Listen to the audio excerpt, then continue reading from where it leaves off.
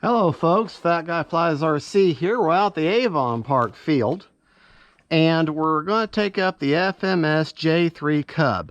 Now Flanker Tanker, I promised you that I would kind of address the CG and what I found. I have a 2200 and this is one of those planes where it only goes in one spot. You have very little room to move your battery around, so you're pretty much stuck. If you don't have the CG, you've either got to add weight at the front or the end.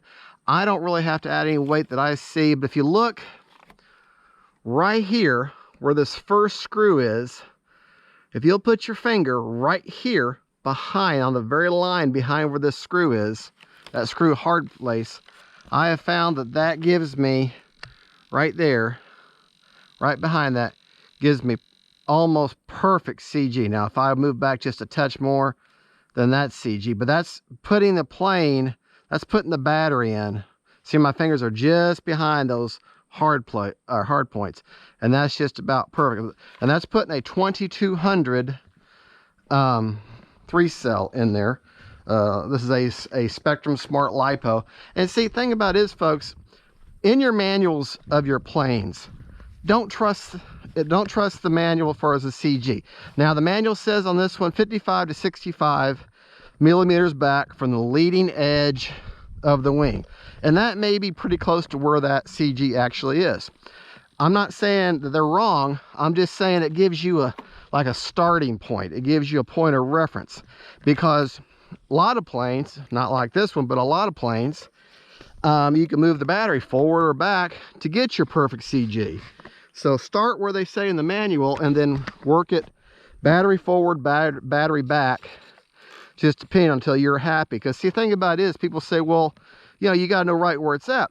Okay, as long as you always use the exact same kind of battery with the exact same weight, you know, then yeah, then you can go ahead and mark it and put it exactly in the same spot each time, then yes. But you have to remember, all LiPos, I can buy a 2200 3-cell Spectrum and a 2200 3-cell Venom, and they can be the same dimensions, but their weight may be different. And so where I put that, okay, hold on just a second. Right, left, up, down, right, left. So where I put that in the plane then matters, because, you know, where I put that 2200 Spectrum before may have one CG, and then if I put the 2200 Venom in there, a 3-cell, then it might be make the CG a little bit different, because the weight of the battery plays into that too. But that's with the average plane, where you can move it back and forth. With this plane, however, it's pretty CG specific, because you really don't have anywhere else to put the CG. I mean, to put the battery. It only goes in one spot.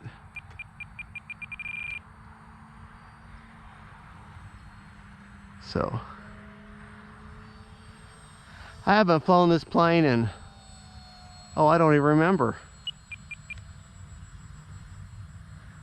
I don't remember the last time I flew this plane, to be honest with you. Now I'm running an AR620 antennaless receiver in her right now. So there's that. So she's got no kind of stabilization or anything in that nature. Beautiful scale plane though. 1400 millimeter wingspan. I'm gonna get further down the runway. 1400 millimeters wingspan. She's turning into the wind there, because that's got a little bit of a northeast breeze here. And so she's 1.4 meters as far as wingspan goes. I don't know what that is in inches. Y'all can figure that one out. But she's a curved wing Cub, so you need to practice your coordinated turns with her when you're bringing her in for a landing, like I'm doing now. A little bouncy, bouncy, bouncy. Let's get her turned around here. Bring her back to, now that oh, I forget what it's called, articulated landing gear, it is functional. It does have springs and those those wheels will flare out a little bit. So that's kind of nice. You just want to lay on the power till that tail comes up, then lift her up. Now you see, I wasn't staying on my rudder because she will get, like a lot of tail draggers, she will get squirrely. And let's see if we can't bring her by here. Nice coordinated, well, somewhat of coordinated turn.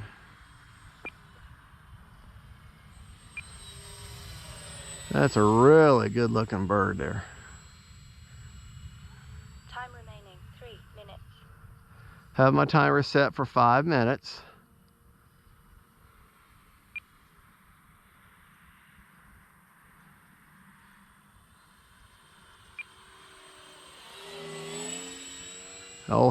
Old Henry the pilot in there, he's enjoying himself. All right, let's just show a little bit of the aerobatic capability of the plane. Nice Cub roll. Now there's a nice another roll there. He's like, I'm losing my lunch, man. Come on, man.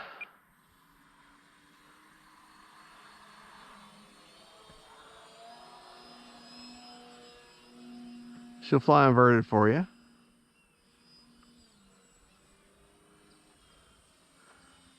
All right. But like I say, she has no kind of stabilization in her at all. Just regular airfoil. I'm up awfully high. Yeah, I'm up awfully high. I'm going to have to go around here. Up too high to make that landing. So let's...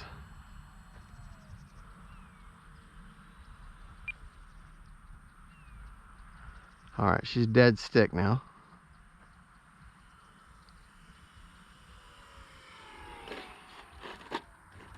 Whoa. All right. Hey! All right.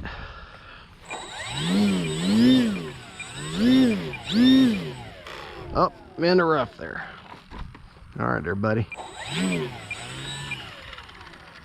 All right, let's see if we can't take off in this direction this time. There's really no wind right now. Try to stay on that rudder. Whoa. That wasn't good. That was not a good land, not a good takeoff at all. Now, this plane does not have flaps.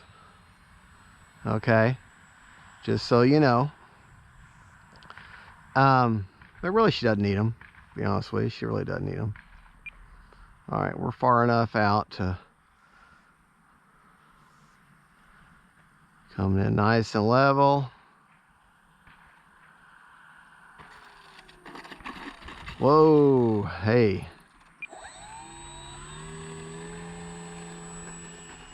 Time remaining 1 minute. Yeah, I'll tell you. That seems to be my way I do my takeoffs for this thing. I do a little bit of a knife edge here.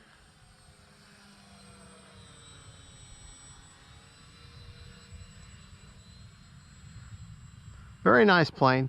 Definitely a plane you want to fly scale. Definitely a scale flying plane. All right. I'll come in with a little more power this time, just a touch more.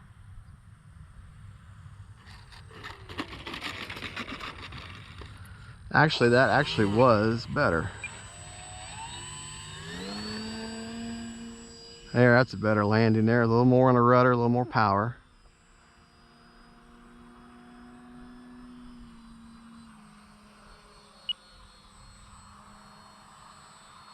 All right.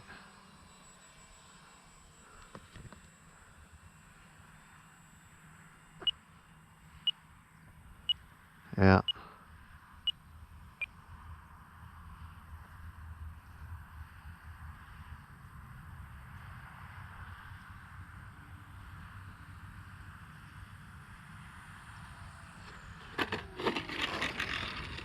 All right.